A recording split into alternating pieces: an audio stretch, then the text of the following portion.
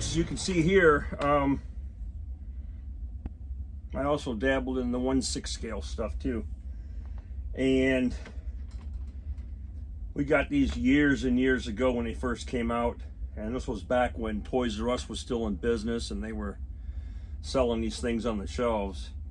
They made this Stuart in a radio controlled version. And a lot of you guys that are following me on the channel, you know that, right?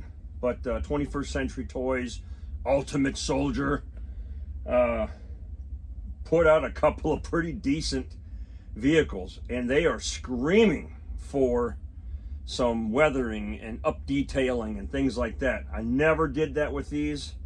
There are some light attempts at dry brushing that they did at the factory, but there's just so much sawdust and dirt and everything on these things been sitting around for years.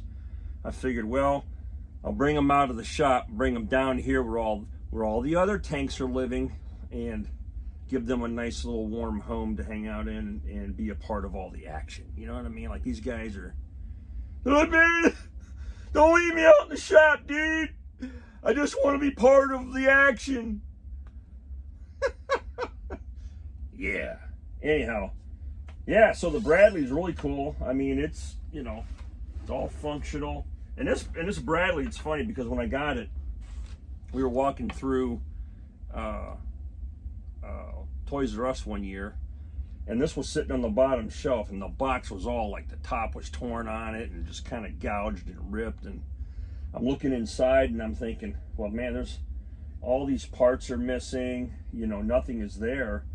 And I said to the store manager, I said, I'm interested in this, but you can't sell it new. The front sprocket's loose.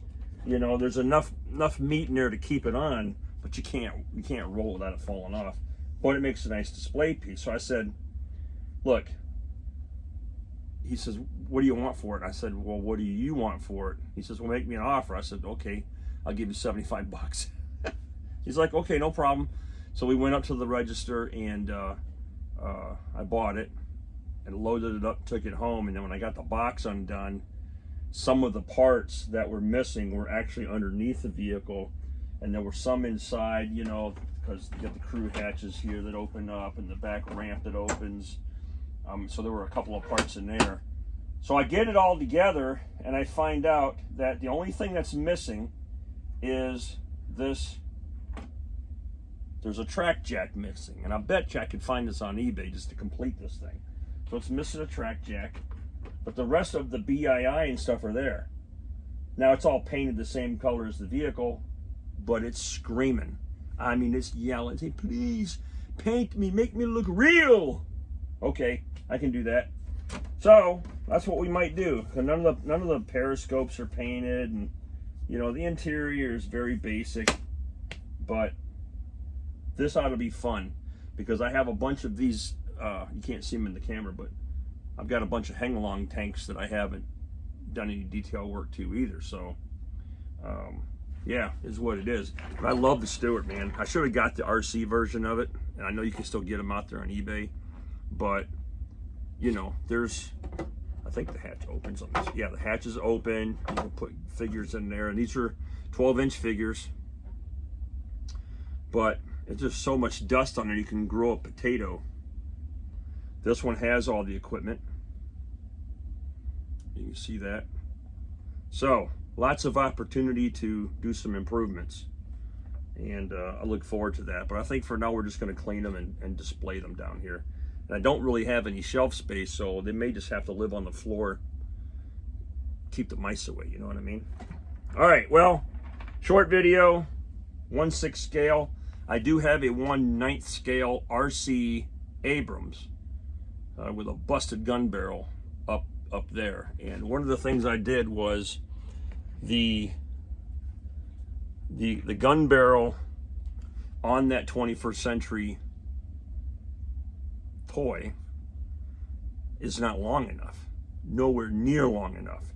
So what I did is I found another one that I have up here on the shelf and took the gun system off, and I started doing some scratch building work.